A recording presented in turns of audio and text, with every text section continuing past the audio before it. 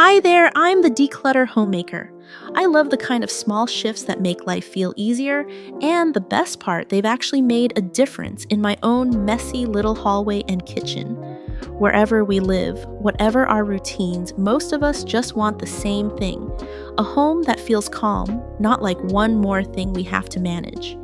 So today I'm sharing 8 common organizing mistakes that used to trip me up and what finally worked instead. These aren't fancy hacks or perfect systems, just quiet changes that actually fit into real busy days. I thought being organized meant doing more, but what I really needed was less. Less stress, less pressure, and less pretending to be someone I'm not. These shifts helped me break that cycle, and the first one, it's hiding in a spot you probably open every day but never thought to use. Let's dive in.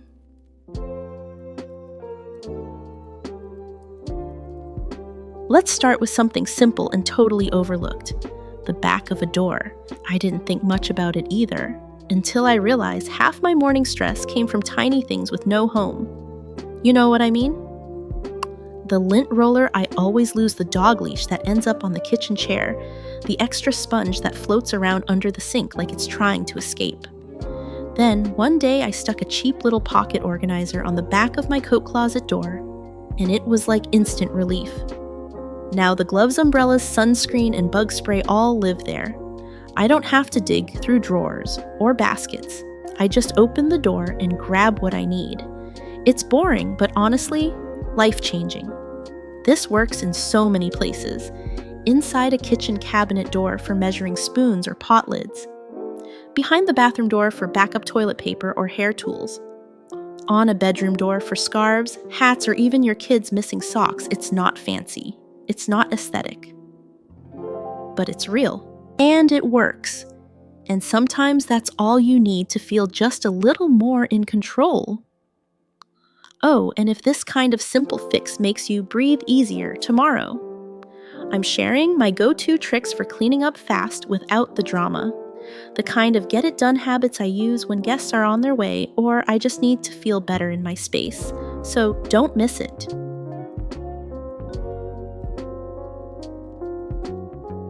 Next up, let's talk about the version of yourself you're organizing for. You know her. She labels everything, folds her socks, and never loses a lid. But she doesn't live here. I used to buy bins like I was becoming her. Sturdy ones with perfect little lids, color-coded systems, cute chalk labels. I thought, this time I'll keep it neat. 2 weeks later, the lids were gone, the labels were peeling off, and I was back to rummaging through a pile of random stuff. Here's the thing. No one tells you your storage has to match your habits, not your hopes. If you're in a rush every morning, you're not going to remove a lid, pull out what you need, and put the lid back on like it's a ritual. You're going to toss things in and walk away. So, design for that. In my bathroom drawer, I used to have these sleek little acrylic boxes with snap-on tops. Looked great for a week.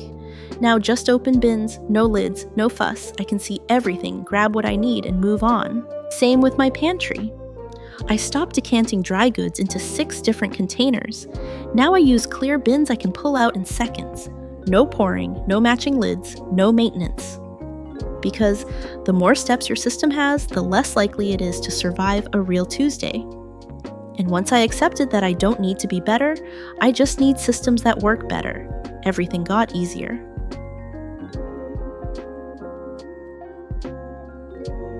Then comes furniture that looks nice but hides nothing. If your home feels cluttered but your furniture isn't doing double duty, you're probably missing out. For years, I thought my apartment was just too small, but the truth, I had furniture that looked nice and did absolutely nothing else. I had a pretty bench at the end of my bed, looked great in photos, but under it, just dust. Then there was the coffee table, big, heavy, and the only thing it held was coasters. So I made some changes. I swapped the bench for one with a flip-top lid. Now it holds out-of-season shoes and the tote bags I use for errands. In the living room, I replaced the coffee table with a storage ottoman. Inside, extra throw blankets, my heating pad, and yes, the pile of catalogs I swear I'll recycle. And that little side table next to the sofa, I chose one with a drawer. Now it hides the remote charger cord's lip balm and that random takeout menu I keep just in case. These aren't fancy pieces. Most of them were under $100, but they gave me back so much space. So if you're short on storage, don't start with bins. Start with the furniture you already use. Because when the stuff you sit on, eat on, and walk past every day can also hide your clutter. You don't just save space, you save sanity.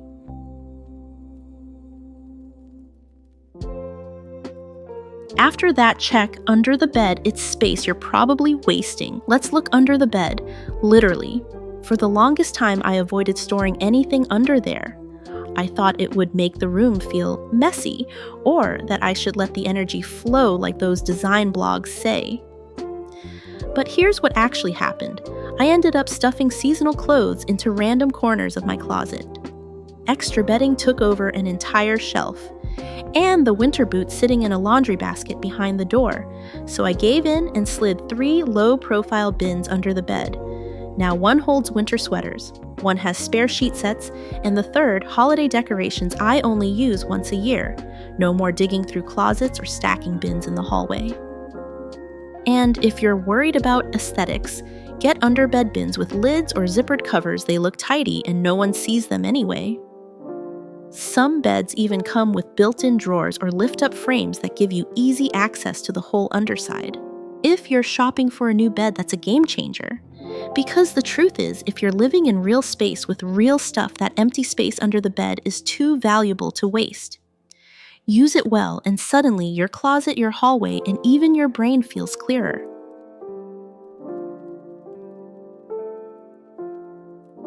Keep going with the clutter that lands by the door. Create a drop zone. Let's talk about the stuff you drop the second you walk in the door. Your keys, your bag, the mail, that receipt from the pharmacy. They don't look like clutter until they're covering your kitchen counter, your nightstand, and the top of the dryer. I used to just drop things wherever. One day it was the console table, the next day it was the floor. It only took a couple of hours before the house looked messy again, even if I'd just cleaned. Then I added one small basket near the front door. It holds my keys, sunglasses, lip balm, and earbuds. The mail goes into a clear tray right underneath, and my bag. It hangs on a hook I screwed into the side of the entry cabinet. Simple stuff. But now when I come home, everything goes in the same place without me even thinking about it. If you've got the space, you can go bigger. A bench with storage for shoes, a wall shelf with hooks for bags and jackets, a drawer unit for drop-and-go items like chargers, receipts, or masks. And if you don't have space, a single basket on a side table works wonders. The point is to make it easy to put things back right where you naturally drop them anyway, because once those little piles stop following you around the house, everything feels calmer. It's not just about looking tidy, it's about not feeling mentally scattered every time you walk in the door.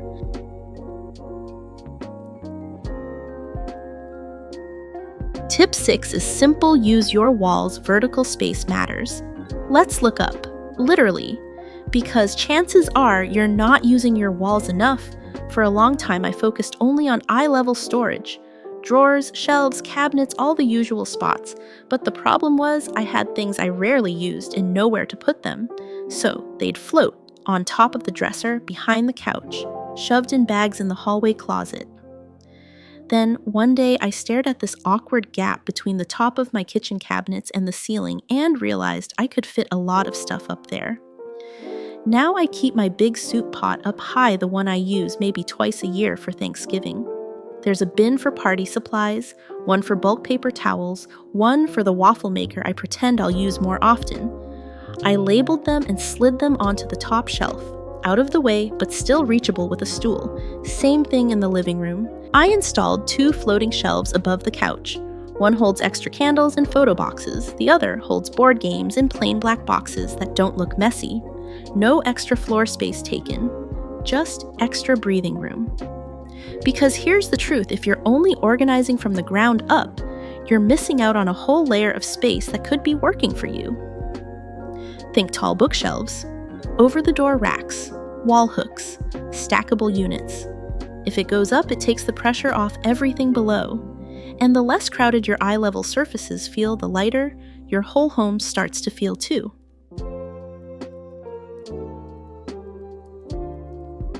Moving on to storing things where you actually use them, not where they should go. For years, I kept my shoes in the bedroom closet, because that's where the closet was, and that's where people said they belong. But every morning, I'd walk from the kitchen to the bedroom just to grab shoes, then back to the door to leave. And half the time, I'd forget something and do the loop all over again. Then one day I stopped and asked, why am I walking this much just to leave the house? Now my most used shoes live by the door, in a shallow bin under the bench. Gloves, hats, and dog bags go in a hanging pocket organizer inside the entry cabinet. I added a small bowl for loose change and keys, and suddenly, mornings don't feel like a scavenger hunt anymore. Same goes for things like scissors, tape, flashlights. I used to store them in a utility drawer in the kitchen. But the only place I ever need them is the hallway closet or living room. So now, that's where they live. It seems simple, but putting stuff where it gets used, not just where it looks tidy, saves so much time and stress. Because when your home flows with your routines instead of fighting against them, it doesn't just feel more organized. It feels like it's finally working with you.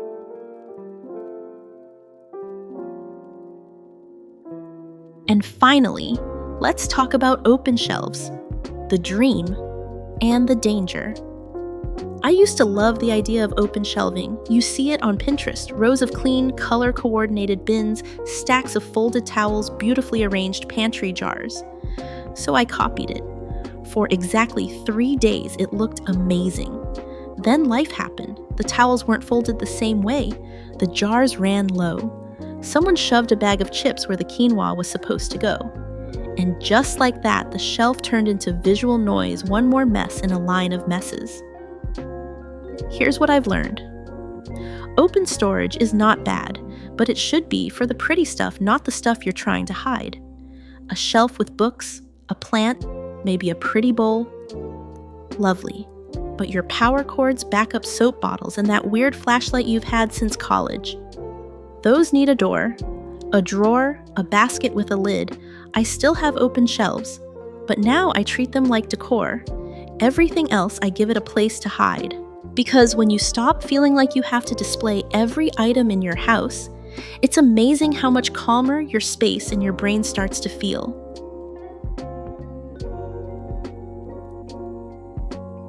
By the time we've made it through 8 mistakes, maybe what you really need isn't another organizing tip. Maybe you just need someone to say, you're not behind. You're not messy because you don't care. You're just tired. You're carrying a lot. And still here you are trying to make things better. That matters. I used to think I had to fix everything before I was allowed to feel proud. But the truth is, every little shift counts. Clearing off one shelf, letting go of one thing, saying, this is good enough for now. That's not failure. That's love in action. You don't need a perfect house. You need a home that gives back to you. And you don't need to be harder on yourself. You need to be softer, especially on the messy days. Because those are the days when kindness makes the biggest difference.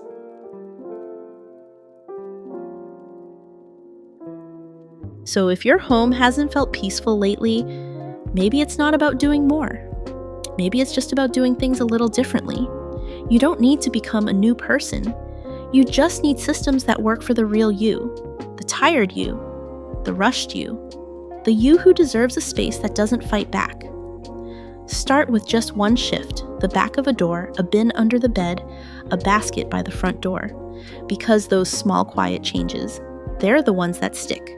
Let me know in the comments which mistake felt the most familiar to you, or which fix could actually work in your space starting today. And if you like this video, don't miss tomorrow's. I'm sharing my go-to methods for fast, no-drama cleanups when you're low on time but need things to feel better now. Thanks for spending time here with me, and I'll see you in the next one.